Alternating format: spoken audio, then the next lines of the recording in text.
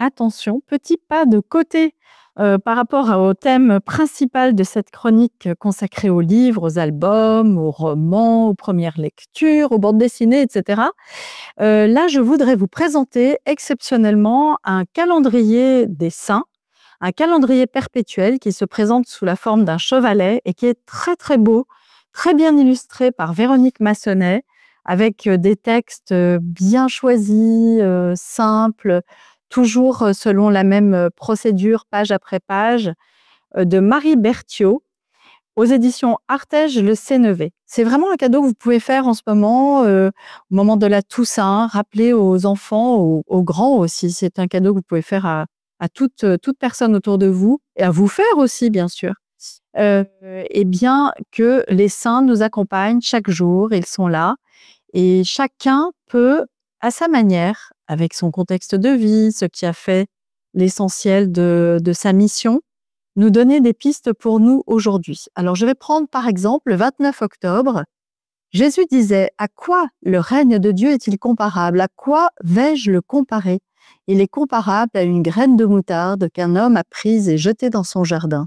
Elle a poussé, elle est devenue un arbre, et les oiseaux du ciel ont fait leur nid dans ses branches. » Saint Luc, chapitre 13, versets 18-19.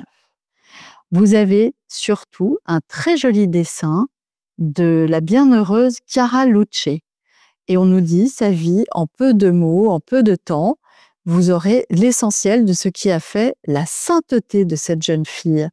Une jeune fille de 18 ans qui est morte très jeune, en 1990. Elle a demandé qu'on l'habille d'une robe blanche comme une mariée puisqu'elle va retrouver Jésus, son époux. Malgré la douleur qui l'écrase depuis des mois, elle regarde sa mère bien en face et lui dit: « Maman, au revoir.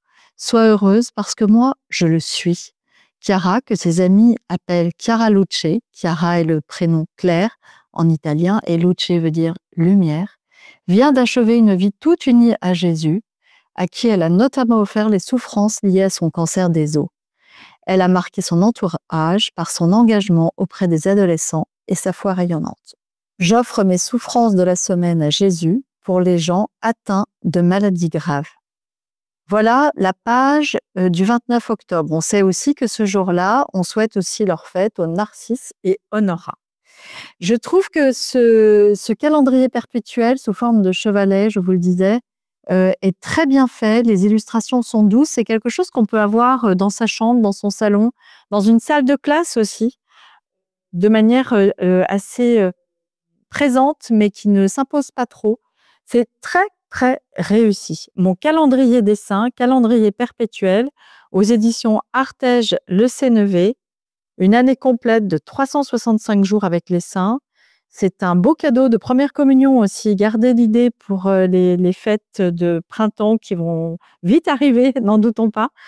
Pour Noël aussi, pourquoi pas. Vous voyez, c'est joliment illustré. Je suis très, très séduite par ce calendrier que je voudrais pouvoir offrir partout.